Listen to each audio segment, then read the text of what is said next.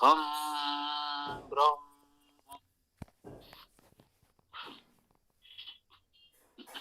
ओम यजुर्वेद अध्याय 34 मंत्र 40।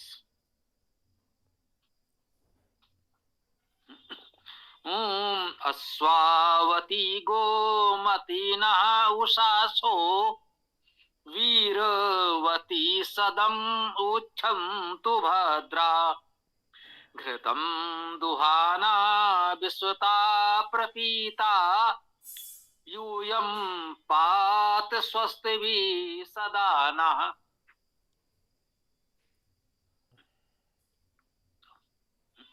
अश्वावती अश्वों से युक्त, अश्व धातु का अर्थ व्याप्त होना, आशुगति करना, शीघ्र पहुंचना आदि हैं। अश्वावती का अर्थ हुआ व्यापक, व्यापकता से युक्त, वेगवती, गोमती, गोयुक्त, गो धातु का अर्थ शब्द करना, गोमती का अर्थ है शब्दशील वाणी युक्त, कह सकते हैं विद्या युक्त। हाँ, शब्द युक्त वाणी युक्त कहते हैं, इसी को हम सामान्यता विद्या युक्त भी कह सकते हैं। इतना भावार्थ हमारी ओर से माने सामान्यता स्वीकार्य होना चाहिए। शब्दशील, शब्द युक्त, वाणी युक्त अर्थात विदुषी, विद्यावती, विद्यायुक्त। न हमारे लिए उषासो, उषासा, उषा का बहुवचन, उषस शब्द है। उषस को कर्ता एक वचन में उषा भी कह देते हैं, और उषस का बहुवचन उषासा, उसी का विसर्ग का ओ होकर उषासो। सरल पाठ में या पद पाठ में उषासा भी लिख सकते हैं, उषासो भी लिख दिया गया है। संहिता पाठ में उषासो ही मिलेगा, पद पाठ में उषासा बताया जाएगा। तो उषासा और उषासो में कोई अंतर नहीं है, विसर्ग का ओ हो जाता है, सामान्य सी बात है। तो उषासो भी कह सकते हैं, उषासा भी कह सकते हैं। उषा का बहुवचन है, ये जानना चाहिए। ना उषासो हमारी उषाएं, ऐसा भी कह सकते हैं। हमारे लिए उषाएं, ऐसा भी कह सकते हैं, क्योंकि न सर्वनाम भी कह सकते हैं और अव्यय भी कह सकते हैं। ना में हमारा, हमारे लिए, हमको आदि अर्थ स्वीकार्य होते हैं। तो न उषासा हमारी उषाएं, हमारे लिए उषाएं, ये अर्थ होगा। अन्य ये जो कहा गया है अश्वावती गोमती, ये उषासा, उषाओं का, उषा का विशेषण है, कह सकते हैं। उषाएं कैसी हैं? अश्वावती व्यापकता से युक्त हैं, वेगवती हैं।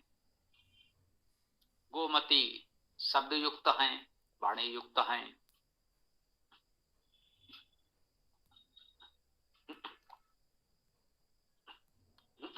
उच्च आध्यात्मिक अर्थ में उषासा अर्थात प्रभात, उषस प्रभाते धातु है, उसी से ये उषस, उषा शब्द बनता है। इसका अर्थ है प्रभात। सूर्योदय से पूर्व का समय अंधकार समाप्त हो रहा होता है और प्रकाश क्रमशः धीरे धीरे बढ़ रहा होता है, उसे उषा काल कहते हैं, उषा का समय कहते हैं, प्रभात कहते हैं। तो यह प्रभात भी परमेश्वर की अद्भुत रचना है, गुण है। उषा शब्द से भी हमने परमेश्वर को भी संबोधित किया है। कह सकते हैं परमेश्वर का गुणवाची एक नाम उषा भी है। यहां बहुवचन में है, इसलिए एक परमेश्वर के लिए तो नहीं हो सकता, ये भी बात समझने की है।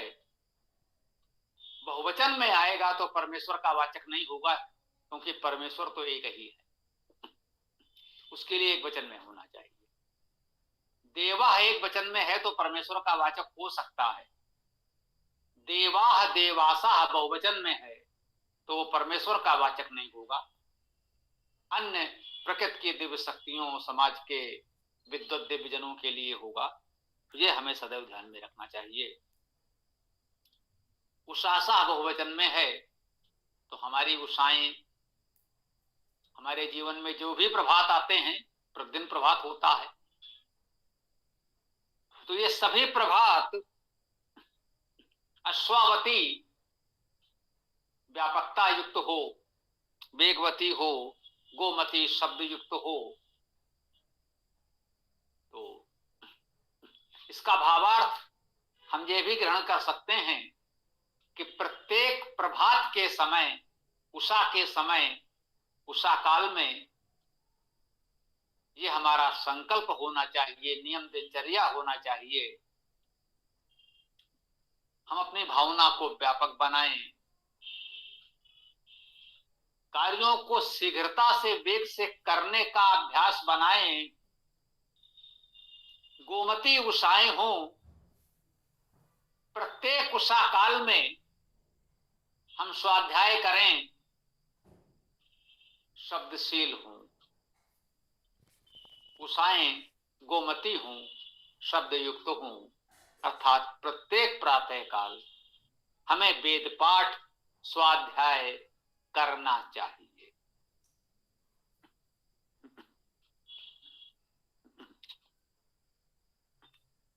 वीरवती सदम उच्छन्तु भद्राः। वीरवती वीर युक्त हों, पराक्रम से युक्त हों। हमारा जीवन, हमारा प्रत्येक प्रभात, प्रत्येक उषा काल वीरता से भरा हुआ हो, आलस्य, प्रमाद, कायरता से भरा हुआ ना हो, वीरतापूर्ण हो, उत्साह युक्त हो। वीरता का आशय ये नहीं होता कि हम लोगों को मार दें। वीरता का केवल एक ये अर्थ नहीं है कि हम युद्ध की घोषणा कर दें और सामने जो भी हो उसे मारते चले जाएं, ये वीरता नहीं। वीरता का अर्थ है साहसपूर्ण, उत्साह पूर्वक अच्छे कार्य में लगना। आवश्यक होने पर युद्ध भी है, वह वीरता भी है, नकार नहीं रहे। परंतु वीरता का एकमात्र अर्थ युद्ध संघर्ष की घोषणा करके सामने वालों को मारना नहीं है। वीरता का अर्थ उत्साह, पराक्रम होना है, किसी भी अच्छे कार्य में हो सकता है। स्वाध्याय में, संवाद में, किसी भी दायित्व के निर्वहन में। तो उषाएं हमारी वीरवती हों, सदम उच्छन्तु भद्राः। भद्राः कल्याणकारी हों उषाएं, ये उसी का विशेषण भद्रा भी है, सब बहुवचन में है। अनेक गुण बताए जा रहे हैं उषा के। अब उषा प्रभात है, ये सब गुण उस उषा के बताए जा रहे हैं, अर्थात यही बताया जा रहा है कि प्रत्येक उषा काल में हमको इन गुणों को धारण करना है, हमें अपने जीवन में अपनाना है। प्रत्येक उषा काल में हमें यह संकल्प लेना है, हमें ऐसा करना है, अर्थात हमें अपने जीवन को, अपने आप को ऐसा बना लेना है। तो भद्रा कल्याणकारी हो, सदम उच्छन्तु। सदम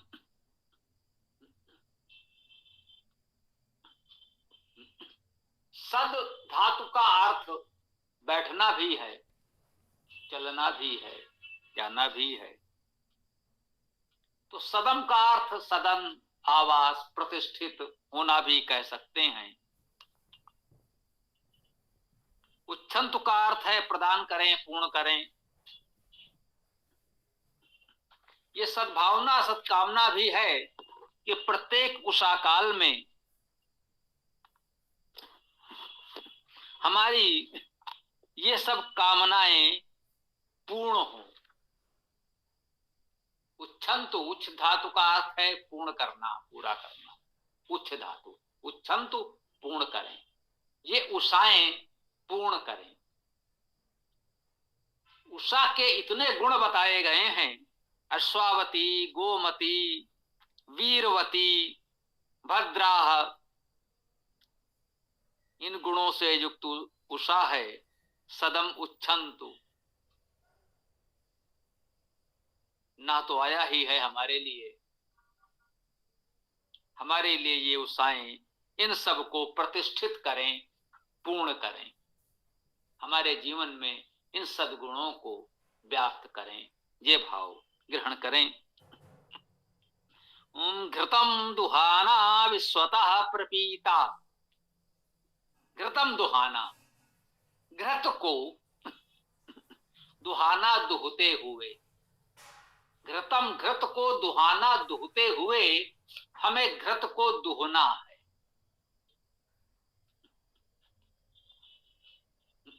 अब तक गाय से दूध दुहना तो सुना होगा, कह रहे हैं घृत को दुहना है। इस प्रकार से बचने का प्रयास न करें कि भाई दूध दुहते हैं उसी से घृत बनता है तो घृतम दुहाना कह दिया होगा। नहीं, दूध ही दुहा जाएगा। दुग्ध शब्द का अर्थ है दुहा हुआ, ये भी जान ले। दुग्ध का अपभ्रंश दूध है और दुग्ध शब्द का अर्थ है दुहा हुआ। जो कुछ दुहा जाता है उसी को दुग्ध कहते हैं। दूध के अलावा और क्या दुहते हैं? दूध ही दुहते हैं। तो जो दुहा गया वो दुग्ध है। और यहां कह रहे हैं घृतम दुहाना, घृत को दुहते हुए। अब घृत शब्द का अर्थ जान लें तो समझ में आ जाए। घृतम, घृत का अर्थ है प्रकाशित, सिंचित। गृह धातु है, इसका अर्थ है प्रकाश होना, प्रकाश करना, सिंचन करना।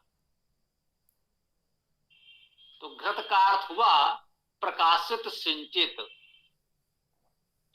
जो प्रकाशमान अभिसिंचित हैं, प्रकाश से अभिसिंचित हैं, विद्या और सद्गुणों के प्रकाश से अभिसिंचित हैं, दुहाना वही दुहने वाले हैं, उन्हीं को दुहा जा सकता है। विश्वतः, सबसे, विश्व अर्थात सब सर्वनाम है, तः प्रत्यय है। विश्वतः सबसे, जैसे हम लोग कहते हैं सर्वतः। सर्व और विश्व पर्याय हैं, पर्यायवाची हैं, समानार्थी हैं। ता प्रत्यय दोनों में लगा। सर्वतः और विश्वतः पर्यायवाची हैं, समानार्थी हैं। विश्वतः अर्थात सबसे, प्रपीता, प्राउपसर्ग, पी, पिब, पीना, प्रपीता प्रमुखता से पिए हुए, सबसे पिए हुए। विश्वता प्रपीता, घृतम दुहाना विश्वता प्रपीता। इस घृत को सबसे दुहें और पिए भी। घृत अर्थात प्रकाश अभिसिंचन को, वेद विद्या के प्रकाश को, अभिसिंचन को सबसे, जो भी विद्वान हैं जिनके पास भी ये वेद विद्या है, उनसे उसे दुह लें, प्राप्त कर लें और प्रपीता पी लें, ग्रहण कर लें, धारण कर लें उस विद्या को। यूयम, तुम सब, एक के लिए नहीं, सब के लिए। पात पालन करो, स्वस्ति भी ही स्वस्तियों द्वारा, स्वस्ति में भी तृतीया बहुवचन है। स्वस्तियों द्वारा, स्वस्तियों के साथ, सदा न हमारा। तुम सब स्वस्तियों के साथ सदा हमारा पालन करो। स्वस्ति अर्थात कल्याण, हम सब जानते हैं। सु अस्ति इति स्वस्ति। सु अर्थात सुंदर, उत्तम, सुष्टु। अस्ति है, जहां सब कुछ सुंदर है उसे स्वस्ति कहते हैं। और ऐसी स्वस्तियों के द्वारा, स्वस्तियों के साथ सदा हमारा परिपालन करो। जो सबसे वेद विद्या के घृत को दूह लेते हैं, ग्रहण कर लेते हैं, पी लेते हैं, वे सब स्वस्तियों के साथ हमारा पालन कर सकते हैं। ये हमारी भावना है, कामना है, सत्य भी है। इस वेद विद्या को हमें सबसे ग्रहण करना है, सबसे दूहना है। तो इसमें कोई भेदभाव नहीं होना चाहिए। वो हमारे संगठन का है, हमारे कुल जाति का है, हमारे ग्राम नगर जनपद क्षेत्र का है, नहीं। सा विश्ववारा संस्कृति। वैदिक संस्कृति तो वैश्विक है, सबकी है, संपूर्ण विश्व ब्रह्मांड की है। तो वेद का विद्वान जहां से हो, जो भी हो, जैसा भी हो, देश का हो, विदेश का हो, इस कुल का हो, उस कुल का हो, इस जाति का हो, उस जाति का हो, कोई अंतर नहीं पड़ता। यह उत्तम विद्या जहां हो ग्रहण करें। कहते हैं उत्तम विद्या लीजिए, यद्यपि नीच पय होए, परो अपामन ठौर पे, कंचन तजय न कोय। ये उत्तम वेद विद्या कह रहे हैं, दुहाना विश्वतः, सबसे दुहलो। हो सकता है वेदगत रूप में मुझमें, इस स्वामी श्रवण नाम के व्यक्ति में बहुत से दोष दुर्गुण हों, संभव है। तो व्यक्तिगत रूप से हमारे दोष दुर्गुण न देखें, ये देखें कि आपको वेद विद्या ग्रहण करनी है तो जिसके पास भी हो, जैसे भी हो, उसे ग्रहण कर लें। इसी में हम सबका हित है। इसी के साथ हम अपने इस वेद मंत्र व्याख्या को विराम देते हैं। अब आप सब लोग अपने विचार प्रश्न रख सकते हैं। ओम खम ब्रह्म।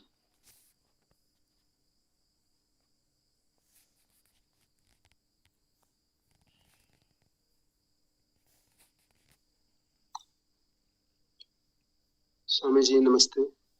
ये जो शब्द है यहाँ पर स्वस्ति भी, तो इसको क्या विच्छेद सुधन अस्ति भी कर सकते हैं? आपने सुना नहीं, यही तो हमने कहा है, सु अस्ति इति स्वस्ति।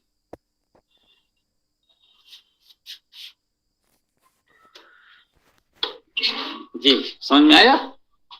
यही हमने कहा है, आपने संभवतः सुना नहीं। हाँ, चूंकि उसमें चला ना इसलिए। ठीक।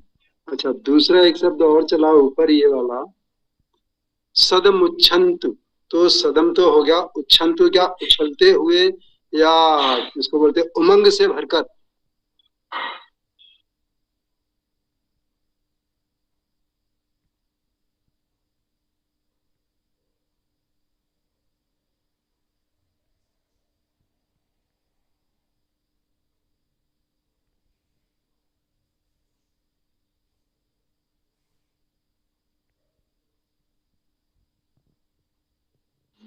जी गुरु जी, आपका माइक बंद है।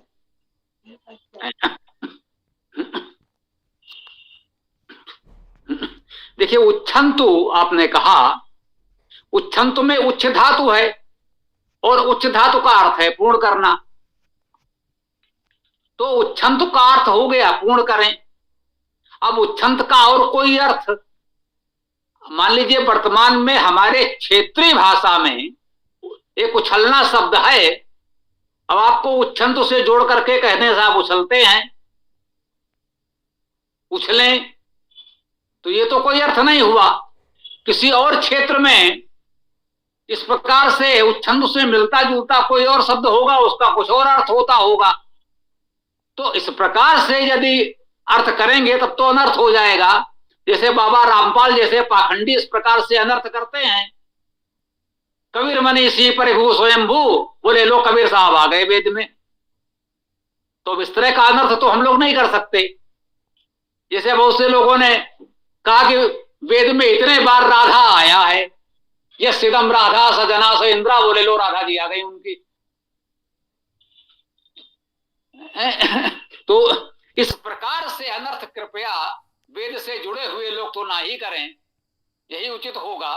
जिन्होंने वेद को देखा समझा नहीं, कहीं इधर उधर से सुन लिया, वो अपनी बात को थोपने के लिए इस प्रकार से उन लोगों को भ्रमित करने का प्रयास करते हैं जो अपढ़ हैं, जो वेद से अपरिचित हैं। उसको बाबा रामपाल ने बता दिया, कबीर मनीषी देखो भाई, कबीर साहब का उल्लेख तो वेद में भी है। तो प्रयास हम लोग करें कि ऐसा ना हो तो अच्छा रहेगा। ओम। धन्यवाद स्वामी।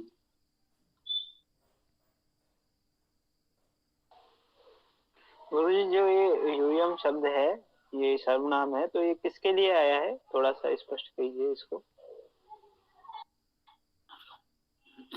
यूयम अर्थात तुम सब, इसमें स्पष्ट क्या करना है भाई जी, तो सामान्य सी बात है। सर्वनाम में क्या स्पष्ट करना? सर्वनाम के केवल शाब्दिक अर्थ होते हैं हम, मैं, वयम, हम सब, त्वम, तुम, यूयम, तुम सब, इसमें कुछ स्पष्ट करने को नहीं होता। बेटा संस्कृत व्याकरण की पुस्तक तो तुम्हारे पास है, एक बार उसे पढ़ डालो, तो इतना तो आवश्यक है। वेद कक्षा प्रारंभ करने जा रहे हैं तो कृपया सब लोग संस्कृत व्याकरण की पुस्तक को हमने निवेदन किया था, एक बार उसे जैसे भी चाहें पढ़ तो लें ही। फिर कुछ आवश्यकता होगी कहाँ खोजना है तो खोज लेंगे। बहुत छोटी सी पुस्तक है, इतना तो पढ़ ही लें कम से कम। समझ में आए ना आए चिंता न करें, समझ में तो आएगा ही, इतना सरल भाषा में है, कम से कम पढ़ तो लें। तो नहीं, ये नहीं पूछना चाह रहा था मैं। मेरा मतलब आशय था कि जैसे ये आता है प्रकाश संचित को धोने वाले, है ना, विश्व से या सबसे पान किए हुए तुम, तो ये तुम यहाँ पर मतलब यदि हम करें, यदि हमारे ऊपर ले कि भाई आप इसको ग्रहण करो, तो फिर नया शब्द आ जाता है हमारा पालन करो कर के अर्थ में। तो यानी इस तुम से हमारा आशय नहीं ले सकते हम। तो जो प्रकाशित सिंचित को धोने वाले और सबसे पान किए हुए हैं, तो ये किसके लिए कहा जा रहा है कि वो आया ना तुम, तो ये सब किसके लिए कहा जा रहा है, ये पूछना चाह रहा था। हाँ अब ठीक, ये पूछना था कि यूयम किसके लिए आया। यूयम शब्द का अर्थ तो स्पष्ट है, किसके लिए आया? सर्वनाम किसी के लिए आएगा, ये तो स्पष्ट है। सर्वनाम जो भी होगा तो किसी के लिए आएगा। कहा तुम, तो तुम हम किसको कह रहे हैं? तो निश्चित रूप से वो किसी के लिए आएगा। ये कह रहे हैं यूयम पात स्वस्ति सदाना,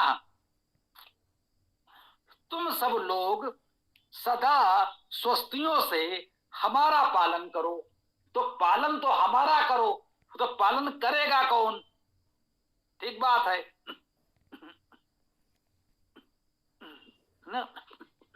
तो जो लोग हमारा पालन करें उनके लिए यूयम अर्थात तुम सब लोग कहा गया है। और वो कहा गया है मुख्य रूप से कह लीजिए वो शब्द है उसासा, उसाएं, और उसी के ये सारे विशेषण लिखे हैं। अश्वावती, गोमती, वीरवती, घृतम दुहाना, विसुता, प्रपीता, ये सारे गुण उषा के कहे गए हैं, विशेषण हैं, यूं कह लें विशेषण और विशेष। कोई एक होता है, हमने किसी के लिए कहा, आपके लिए कहा कि भाई इन गुणों से युक्त आप, तो आप विशेष हो गए और ये सारे विशेषण हो गए जो गुण हमने आपके बताए। तो ये कह सकते हैं उषा के लिए, या इन सभी गुणों से युक्त जो लोग भी हैं मनीषी उन सब के लिए यहाँ यूयम कहा जा रहा है। और हमने संभवतः कहा स्वाभाविक है, ये हमारा भी दायित्व है इन गुणों को धारण करके हम भी वैसे बने। हम कह रहे हैं जिन जो इन गुणों से युक्त समर्थ हैं वे हमारा पालन करें, स्वस्थियों के साथ सदा हमारा पालन करें। तो प्रयास करें हम भी ऐसे बने कि लोग हमसे कहें कि भाई आप स्वस्थ भी सदा ना, यूजम पात स्वस्थ भी सदा ना, हमसे भी कहें कि भाई आप स्वस्थियों के साथ हमारा पालन करें, तो हम भी उन गुणों को धारण करें, ये कहा होगा। तो ये कहा गया है उषा के लिए जिसमें ये सभी गुण बताए गए हैं। ओम। जी अब समझ में आ गया।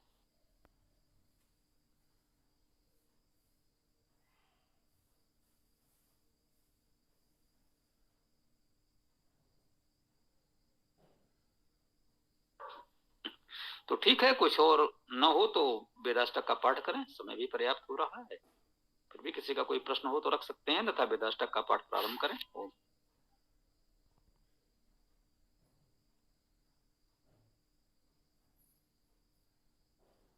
जी, किसी और साथी का प्रश्न हो तो वह भी रख सकता है अभी, अन्यथा वेदाष्टक पाठ की ओर बढ़ते हैं।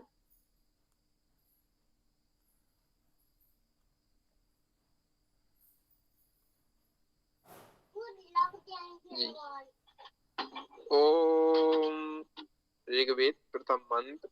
ओम अग्निम ईडे पुरोहितम यज्ञस्य देवम ऋतवजम होतारम रत्नधातमम। जी करते रहिए क्रम से। ऋग्वेद अंतिम मंत्र। ओम समाना व कूति समाना हृदयानि व समानमस्तु वो मनो यथा वा सुसह असति। सामवेद प्रथम मंत्र। ओम अग्ने आयाहि भीतये गृणानो हव्यदातये निहोता सत्सि बर्हिषि। शाम के अंतिम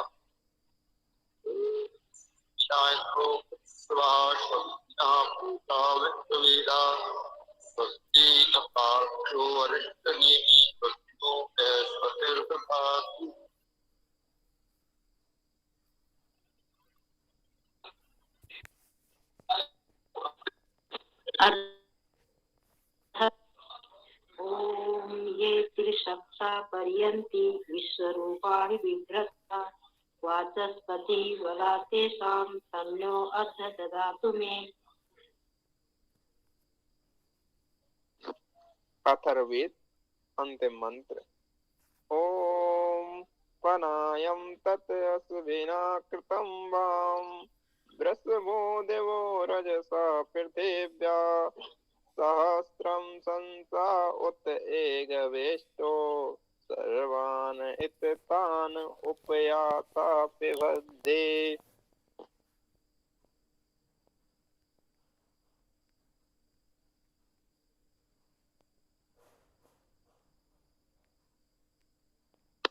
यजुर्वेद प्रथम मंत्र।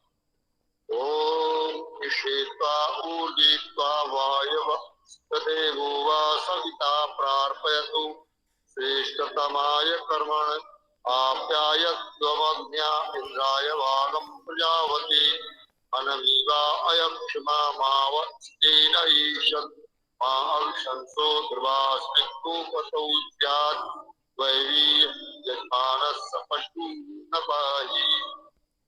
यजुर्वेद अंतिम मंत्र। ओम हिरण्मयेन पात्रेण सत्यस्य पिहितं मुखं यो असौवादित्ये पुरुषः सो असौवहम्। ओम खं ब्रह्म।